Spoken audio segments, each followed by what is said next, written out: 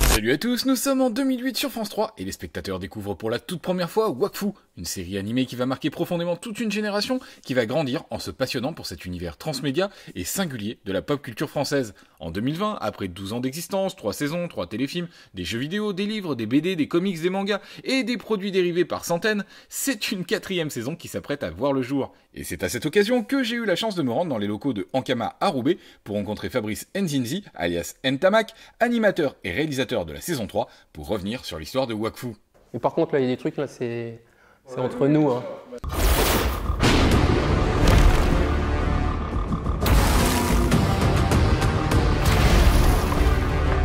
What is your quest?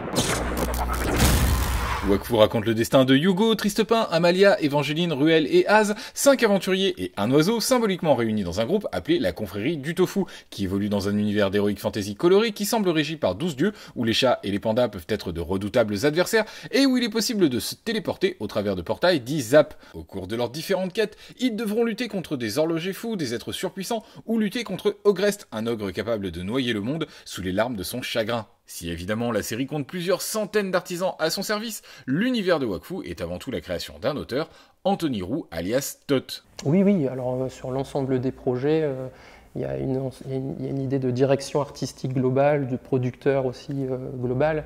À la base, Tot c'est aussi un dessinateur, hein, donc il a une vision. Par contre, c'est sûr qu'il y a tellement de projets et comme il est toujours assez près des projets, il est obligé aussi quand même d'un tant soit peu déléguer. Puis après, nous, on est aussi fatalement des spécialistes dans nos domaines parce qu'on a vraiment bûché, en l'occurrence dans mon cas précis, le dessin anatomique ou de décor. Ma grande spécialité, c'est plus le décor d'ailleurs.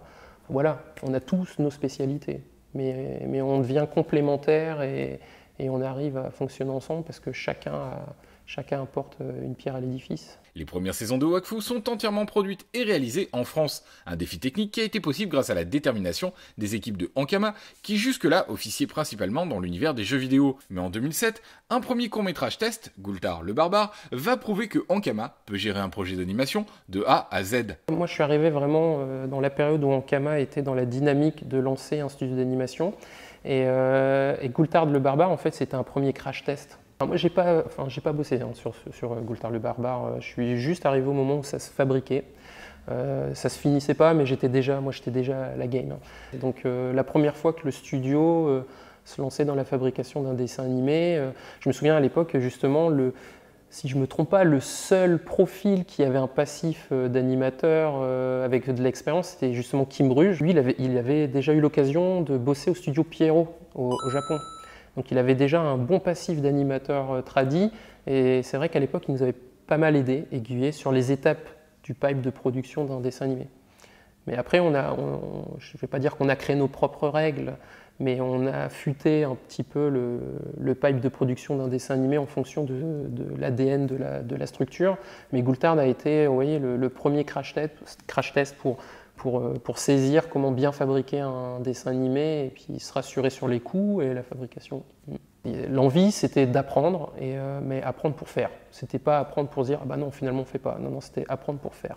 Et déjà à ce moment-là, en moins de 15 minutes, c'est tout l'ADN de cet univers qui imprègne le court-métrage. Un univers fort d'un métissage culturel unique, capable de citer au même moment un film de Arnold Schwarzenegger et Dragon Ball Z dans un tout cohérent et ludique. Oui, je pense que les influences, le métissage, c'est quelque chose qui définit Ankama parce que, à la base, je pense que l'univers Ankama, c'était un peu un univers pastiche, un petit peu humoristique, qui se prenait pas au sérieux et qui aimait intégrer d'une manière humoristique des éléments comme ça, de l'actualité et un peu de japanime, un petit peu de comics, il y a un gros mélange.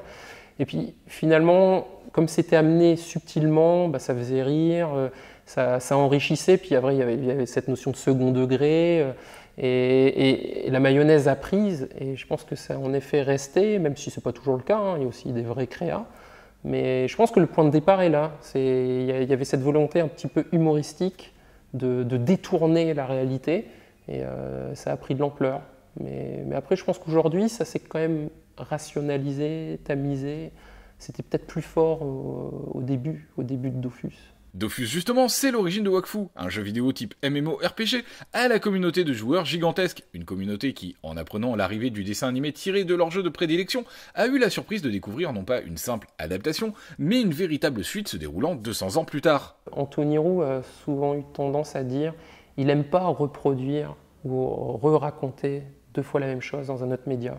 Donc si d'un seul coup dans le jeu on en est à l'ère du Dofus et dans la chronologie on arrive à un certain niveau, je pense que, et il a souvent pensé les choses comme ça, au moment de passer à l'anime, en fait il pensait à la suite, à l'avenir. Parce que Wakfu c'est le même univers, mais c'est juste voilà, une décennie ou 100 ans peut-être après.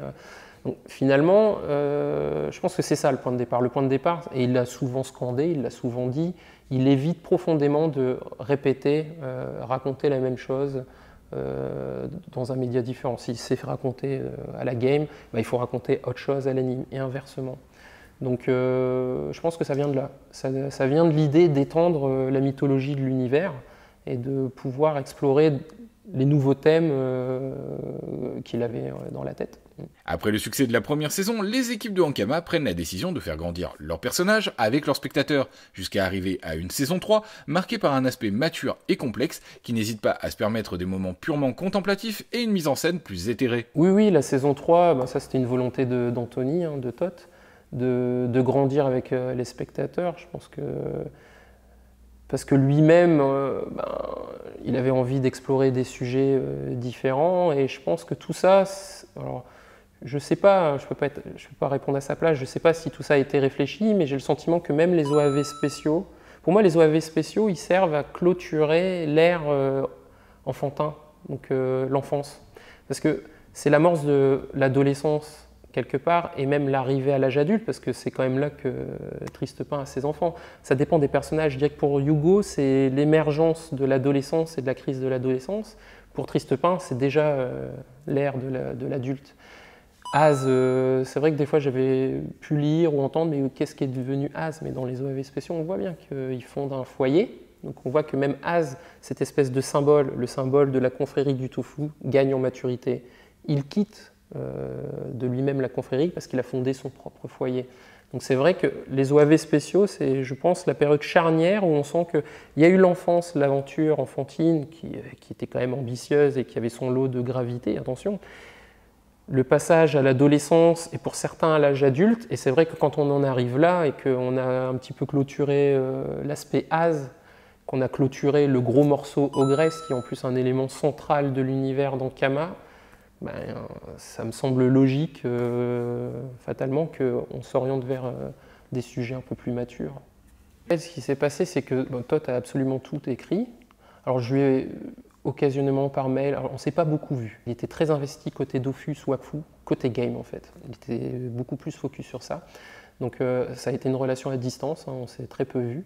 Mais par contre, beaucoup d'échanges par mail, il a absolument tout écrit. Alors, des fois, je proposais des idées, mais mes idées, c'était relativement anecdotique. Par exemple, Coqueline, je lui avais émis l'idée d'avoir une petite fille un peu sauvage, et puis lui, il a développé derrière, par exemple.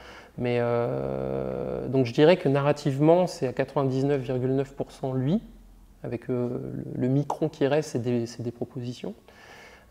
Puis après, on a eu quand même une énorme liberté sur la mise en scène, sur le reste, même sur les designs finalement. Alors on lui a absolument tout soumis, hein. Il a tout vu, il a tout validé, mais il nous a laissé quand même une énorme liberté sur cette saison. Et à mon niveau, il y avait une chose auquel je tenais, c'était la perspective.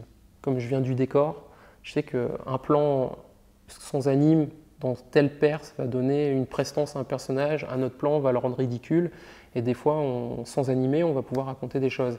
Là, sur cette saison, on s'est vraiment attelé dans la mise en scène à se dire comment peu animer, mais comment, en animant peu, véhiculer des émotions encore plus fortes. Moi, j'avais envie de tirer un peu sur la perse et sur l'émotion, et donc les plans un peu plus filmiques quelque part. Et pour arriver à ça, il fallait absolument beaucoup moins animer. Ces petits moments de suspens poussent même parfois jusqu'à flirter avec l'expérimental, lors de séquences évoquant de manière subtile certaines formes de transe chamanique. L'univers d'Ankama, en fait, c'est un univers avec 12 dieux. Donc il y a un côté polythéiste avec des dieux hyper iconiques, avec des champs lexicaux et des champs visuels forts. Et ce que tu racontes, en fait, ça a été fait volontairement, en effet. L'idée, comme je savais que dans cette saison, on allait évoquer la notion de divinité, ça c'est un petit truc que j'avais insufflé dans ma réal, et je l'avais demandé souvent à l'équipe compo, c'est que je tenais à avoir des FX de mandala. Et d'ailleurs, même la saison termine par un mandala. Quand je parle de mandala, je parle vraiment du mandala abstrait.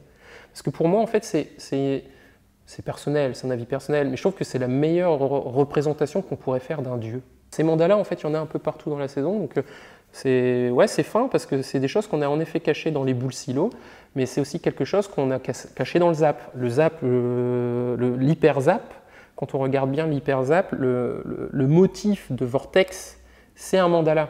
Mais au-delà de ces quelques expérimentations narratives, la saison 3 de Wakfu n'oublie jamais l'aspect profondément ludique de la série et fait encore et toujours la part belle aux gigantesques scènes d'action et aux références pop culturelles qui ont fait son identité. Mais là aussi, les ambitions sont décuplées. Oui, c'est vrai qu'il y a une structure qui évoque les Chevaliers du Zodiaque, pour être tout à fait franc. La saison 3, on a essayé d'énormément rationaliser les coûts, parce que ce qu'il faut savoir, c'est que vraiment, c'est une série qui coûte très cher. Et il fallait trouver des structures narratives, techniques, pour rationaliser en fait la créativité. Là, quand on regarde la structure des 5 ou 6 premiers épisodes, on se rend compte qu'il y a toujours une richesse, c'est-à-dire qu'on bascule tout le temps dans un nouvel univers. Donc ça, quand on fabrique un dessin animé, ça a un coût, parce qu'on ne capitalise pas sur ce qu'on a fait dans l'épisode d'avant. On repart de zéro. Donc c'est vrai que cette structure narrative à escalier, oui, il y a un clin d'œil évident au Chevalier du Zodiaque. Après, on l'a déconstruit très vite. Mais ça, c'est étroitement lié. Alors, je dirais que c'est des contraintes narratives qui sont fixées par rapport au coût. Mais les contraintes, moi, je reste convaincu que c'est ce qui rend les choses créatives. Plus de 10 ans après sa première apparition, Wakfu a marqué l'histoire de l'animation de sa patte bien particulière et inspire même à son tour aujourd'hui le travail d'autres créateurs. Là, je dirais que c'est peut-être la rançon d'un succès, c'est que d'un seul coup, si d'un seul coup on influence, c'est qu'on a peut-être réussi quelque chose, c'est qu'on a peut-être marqué notre temps à un moment donné, et je pense qu'il faut voir ça d'une manière bienveillante, parce que c'est des cycles. Je pense qu'on est tous un petit peu sous l'influence des uns et des autres. Mais surtout, Wakfu proposera une 4e saison, en partie produite via crowdfunding. Une saison qui, au moment où j'enregistre cette vidéo, reste encore un secret bien gardé. Alors, je dirais que la seule chose que je pourrais dire sur la saison 4, c'est que il faut faire confiance en la capacité de Toth à ne pas avoir envie de raconter 2 fois les mêmes choses. Et qu'à chaque fois qu'il y a un projet d'animation, même de game, il y a une surprise temporelle, il y a une surprise. Donc là, je pense que le trailer va vous surprendre. Ça, j'en suis sûr.